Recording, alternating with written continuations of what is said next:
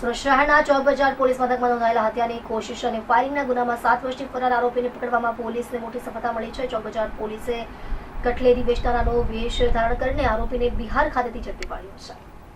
ચોક બજાર પોલીસે વર્ષ 2018માં પંડોળ વિસ્તારમાં થયેલા જીવલેણ હુમલામાં વપરાયેલ દેશી તમંચો પૂરો પાડનાર મુખ્ય સૂત્રધાર રાજકિશોર છબ્બુ પંડિતને બિહારના બાંકા જિલ્લાના હનુમંતા ગામેથી દબોચી લીધો છે. પોલીસની પકડથી બચવા માટે આરોપી છેલ્લા 7 વર્ષથી વતનના અંતરિયાળ વિસ્તારમાં છુપાઈને ખેત મજૂરી કરતો હતો, જેને પકડવા માટે સુરત પોલીસે મણિયારા એટલે કટલેરી વેચનારનો વેશ ધારણ કરવો પડ્યો હતો અને આખરે તેને પકડી પાડવામાં સફળતા મળી હતી. પોલીસ સૂત્રો પાસેથી મળતી માહિતી મુજબ ફરિયાદી પંડોળ રામેશ્વર ઇન્ડસ્ટ્રીયલમાં આવેલ સોમનાથ ટી સેન્ટર આગળ ભંગારની દુકાન ચલાવતો હતો. દરમિયાન 27/7/2018ના રોજ બપોરના 2:30 વાગ્યાના સુમારે ફરિયાદી તેમની ભંગારની દુકાન આગળ આવેલ સોમનાથ ટી સેન્ટર ખાતે ચા પીવા માટે જતા હતા. તે વખતે બિપિન મિયાત્રા તથા તેની સાથેના 2 અજાણ્યા ઈસમો પૂર્વ આયોજિત ગુનાહિત કાવતરું રચી એક્ટિવા મોપેડ ઉપર આવી બિપિન મિયાત્રા નાઓએ જાનથી મારી નાખવાના ઈરાદે તેની પાસે રહેલ દેશી તમંચાથી ફરિયાદી ઉપર ફાયરિંગ કરી